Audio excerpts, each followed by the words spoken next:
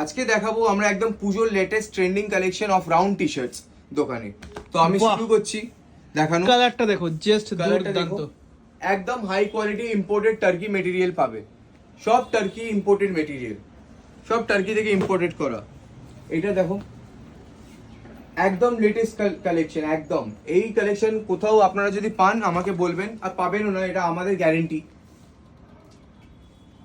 একদম লেটেস্ট কালেকশনের T shirt দেখাচ্ছি, আর একদম কলেজের পাশেই আছে আমাদের স্টোর।